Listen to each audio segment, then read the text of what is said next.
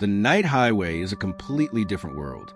When you leave the bright lights of the city far behind and drive onto a deserted highway, there is no sound around except for the friction between the tires and the paved road. The beam of just two headlights carves a path forward through the dense jungle or empty plains on either side.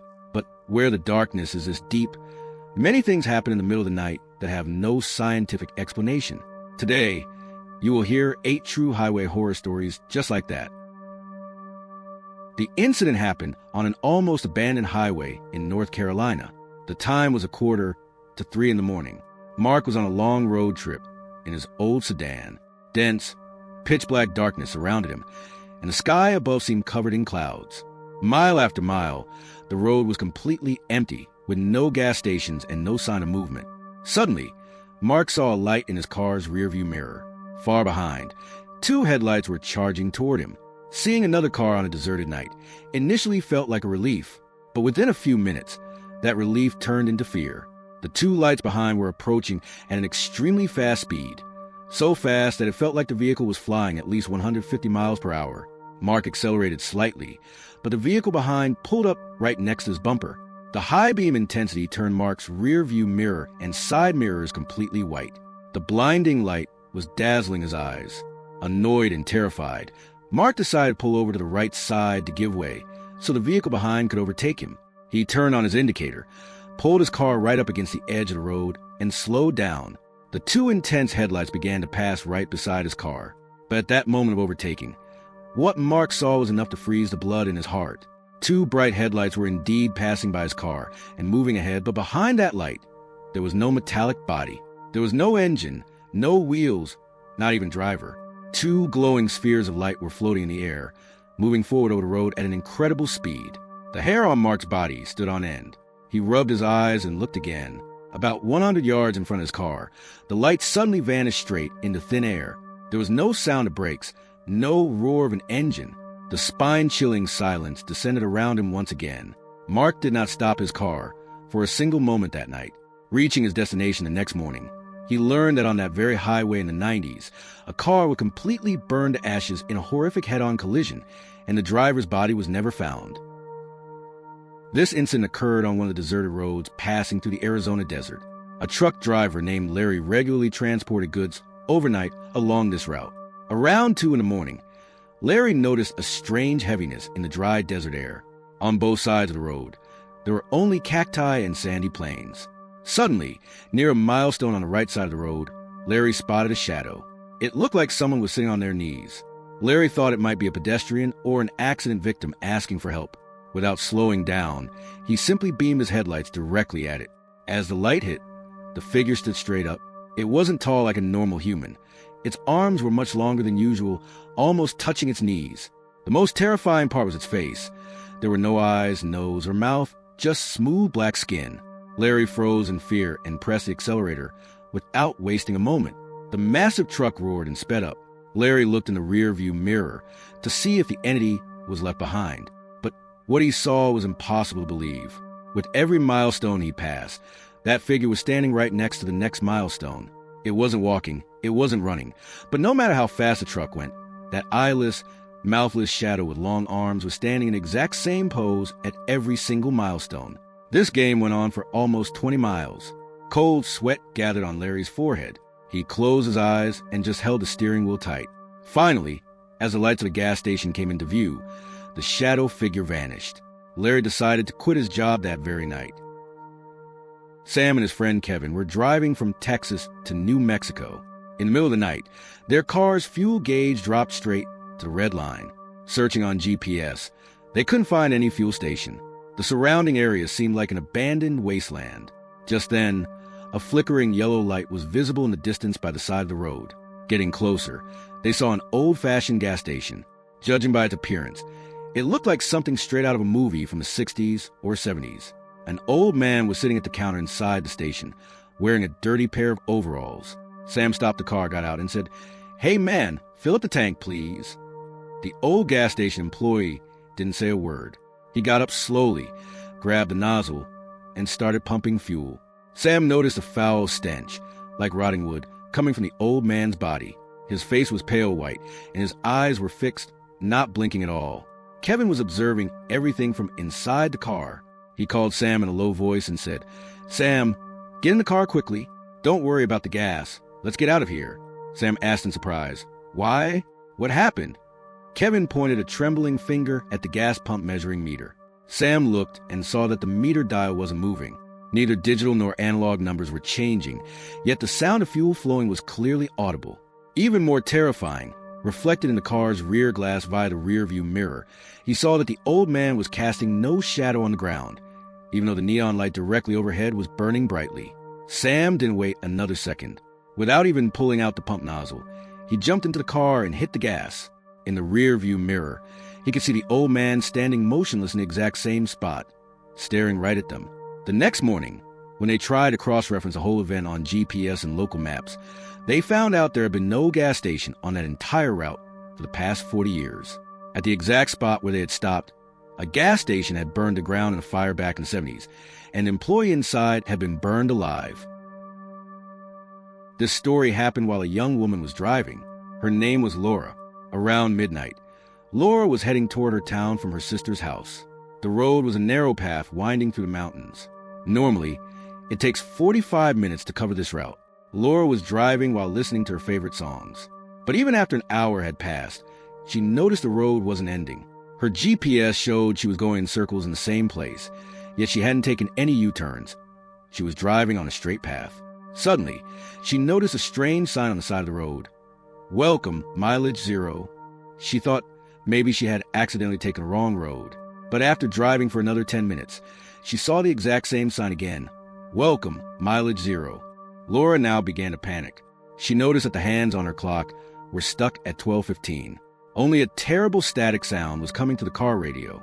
She slammed on the brakes and stopped the car. It was a dead, quiet night, and fog was covering everything around.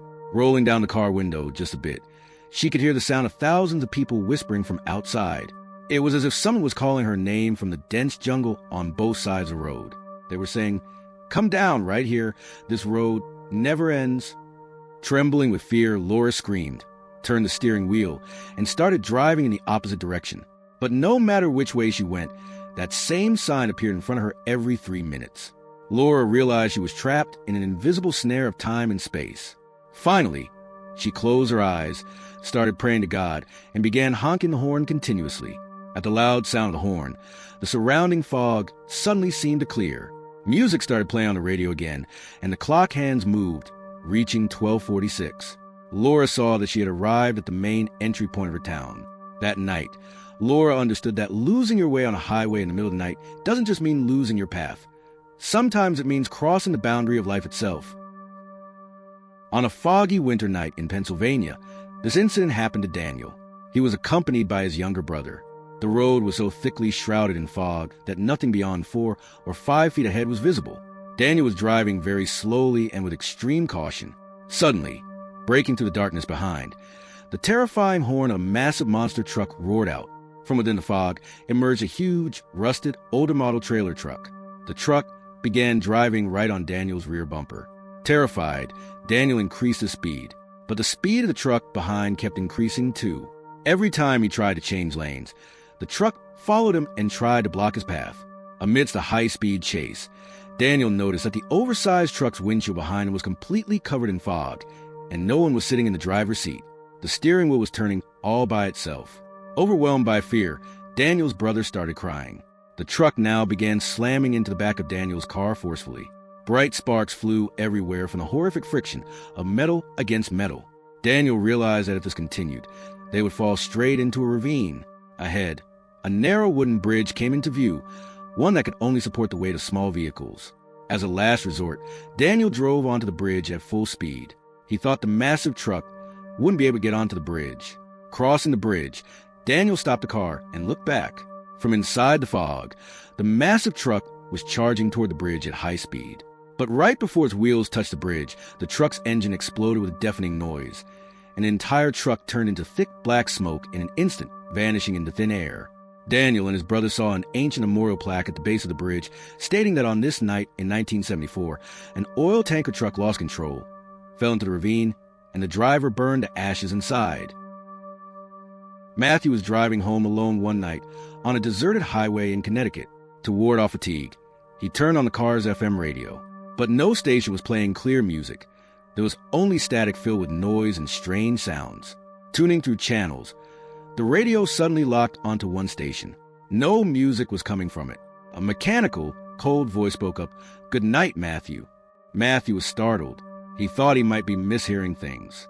He turned up the radio volume. The voice spoke again. "You are currently driving at 55 miles per hour. A black hand is resting on your left window. Can't you see it, Matthew?"